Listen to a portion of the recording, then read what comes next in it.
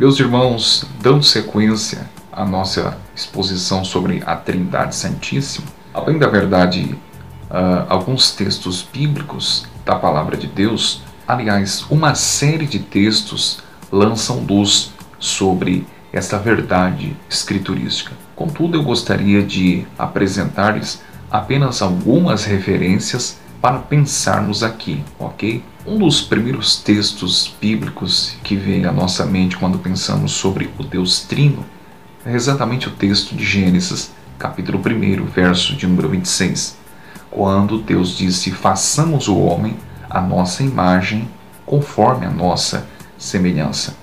É interessante porque a palavra hebraica usada para Deus na criação é exatamente Elohim. Elohim indica uma pluralidade de pessoas. Quando Deus disse: façamos o homem à nossa imagem e semelhança, ele não estava falando com os anjos, porque se assim fosse, nós teríamos a ideia de que os anjos também são criadores. E segundo as Escrituras, os anjos são criaturas. Além disso, no próprio contexto, no verso posterior, já nos elucida dizendo que o homem foi criado à imagem de Deus, e a imagem de Deus o criou. Portanto, não a imagem dos anjos, mas sim a imagem de Deus. E, portanto, nós precisamos atentar para isso. A palavra Elohim, ela é plural, ok? Essa palavra, por sua vez, aparece cerca de 2.500 vezes no Antigo Testamento. Existe uma palavra específica para Deus no singular, e é Eloar. Eloar é singular. Todavia, o que aparece aqui em Gênesis, na criação, é Elohim. E Elohim é plural. Portanto, a Trindade está presente aqui na criação do homem. Isso é tão verdadeiro porque no verso 2 do capítulo 1 diz que o Espírito de Deus, não é, que posteriormente também foi conhecido como Espírito Santo, pairava sobre a face das águas. A Trindade estava ali porque o Espírito Santo também estava. Em João 1:1, o apóstolo João diz que Jesus estava envolvido na criação.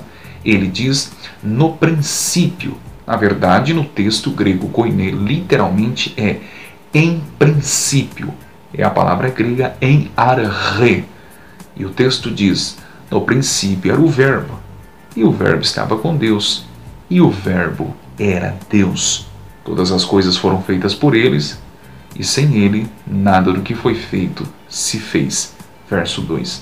Portanto, Jesus também estava envolvido na criação.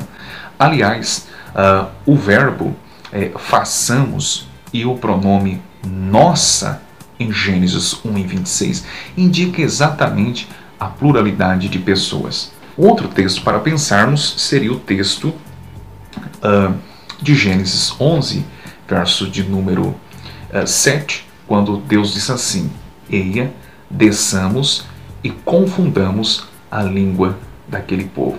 Os verbos desçamos e confundamos a língua, não é? Está na primeira pessoa do plural. Portanto, indica que a Trindade estava envolvida também ali na confusão das línguas na Torre de Babel. Um outro texto seria Isaías, capítulo 6, verso de número 8, quando dos céus ouviu-se dizendo: a quem enviarei? E quem há de ir por nós? Indicam uma pluralidade de pessoas. Tanto é verdade que no verso de número 3, os serafins clamavam: Santo, Santo, Santo é o Senhor dos Exércitos. Essa expressão Santo, Santo, Santo refere-se exatamente às três pessoas da Santíssima Trindade: o Pai, o Filho e o Espírito Santo. As três pessoas é santo. Isso é verdade porque, segundo o conceito do pai da igreja, chamado Ambrósio, ele já defendia isso quando diz assim: eles dizem isto é, os anjos, não é? Ou melhor, os serafins, dizem isto não uma vez, para que ninguém creia que exista apenas um, não duas, para que não se exclua o Espírito, também não dizem santos, para que não se imagine que haja uma pluralidade. Eles repetem 3 vezes e dizem a mesma palavra, de forma que até no hino você possa compreender a distinção das pessoas da Trindade e a unidade da divindade, e enquanto dizem isto, anunciam Deus. Portanto, a Trindade estava envolvida aqui na experiência maravilhosa que Isaías teve no início do seu ministério profético. Aliás, Jesus estava ali naquela visão profética de Isaías, pois o próprio João confirma no capítulo 12, verso de número 41 do Evangelho de Jesus. João narra dizendo: isto disse Isaías, porque viu a glória dele de quem? De Cristo, e falou a seu respeito.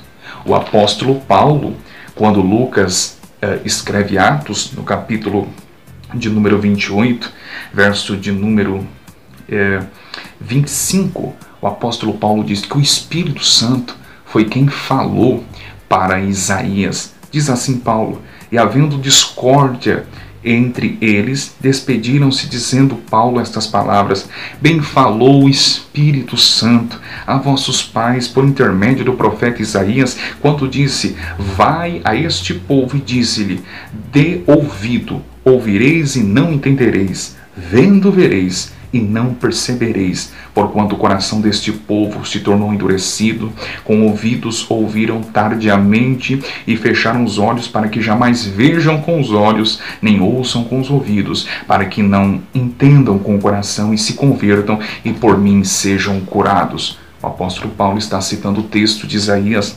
capítulo de número 6, versos de números 9 ao 10. Portanto, segundo Paulo, o Espírito Santo também estava envolvido ali, a Trindade estava envolvida no contexto de Isaías 6. O outro texto para pensarmos seria Mateus 3, 16, 17. Aliás, o texto mais claro, não é? Nós temos Jesus saindo da água do batismo, o Espírito Santo descendo sobre ele em forma corpórea de pomba, e do céu a voz do céu, a voz do Pai trovejando: esse é o meu Filho amado, em quem me comprazo, ou em quem eu tenho prazer.